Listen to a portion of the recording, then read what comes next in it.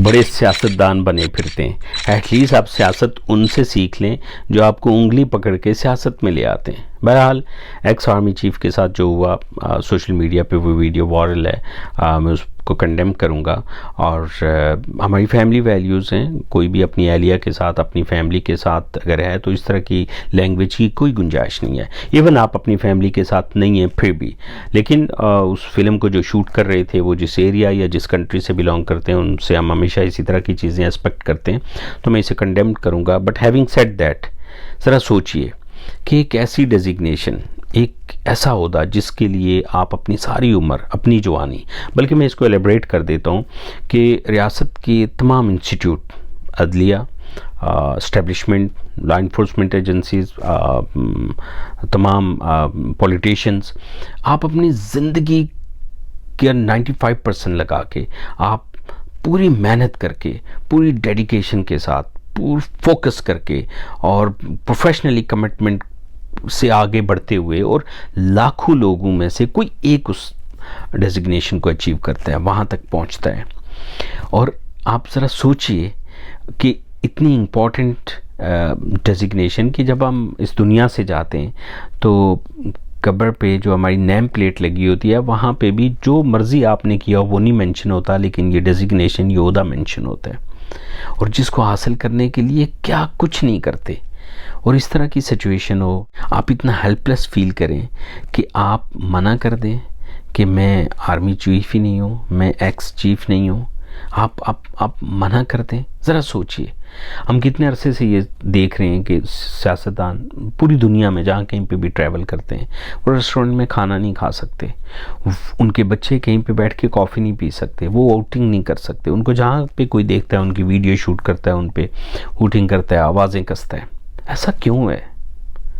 आखिर हम कब इसके मुतालिक सोचेंगे? देखिए, ये जो पावर है, ये जो कुर्सी है, ये within a no time आप अक्रॉस द चेयर चले जाते हैं, ये power within a no time shift हो जाती है, और ये हमने होते देखा है। तो जब हमारे पास इख्तियारात होते हैं, जब हम पावर में होते हैं, हम क्यों नहीं उस टाइम सोचते? ऐसे ओहदे का, ऐसी डेजिग्नेशन का, ऐसे सियासत का, और उस सियासत के बाद आप वज़ारत उज़्मा पे पहुँचें या मिनिस्टर बने, उसका क्या फ़ायदा कि फिर आप कहीं किसी रेस्टोरेंट पे बैठ के खाना ना इंजॉय कर सकें, आपके बच्चे कहीं पे कॉफ़ी ना पी सकें, आप कहीं पे आउटिंग ना कर सकें? आखिर ऐसा क्यों है? और इस सब की रीज़न ये है कि देखिए, जिस तरह से वैसे भी पूरा Pakistan middle class, lower middle class, primary class इस वक्त तो वो बिल्कुल हेल्पलेस, बेयार और मददगार ख़ुद को फील करते हैं। But at the same time इस वक्त जो सिनेरियो पाकिस्तान में चल रहा है कि जो लोगों के साथ हो रहा है वो कितना हेल्पलेस फील कर रहे हैं। तो जब हम पावर में होते हैं तो कभी हमने सोचा कि जब हम अक्रॉस दी चेयर जाएंगे तो किस तरह से एक टाइम आएगा कि हम हेल्पलेस फील करेंगे, we can not do anything, और इवन देन कि हमें अपने आप से भी मना करना पड़ेगा। आखिर ये मैं तनकीद नहीं कर रहा, ये मैं चाह रहा हूँ कि हम इससे सबक लें, हम अपनी इस्लाह करें। हम जो भी, ये सिर्फ इस्टेब्लिशमेंट, जुडिशली, पॉलिटिक्स, तमाम जो रियासत के इंस्टीट्यूट हैं उनकी बात नहीं कर रहा। आप किसी भी तबके से हैं, आप प्राइवेट सेक्टर में हैं, जहाँ कहीं पे भी हैं, आपकी डोमेन में जो है लोगों को फैसिलिटेट करें, लोगों के लिए आसानियाँ पैदा करें।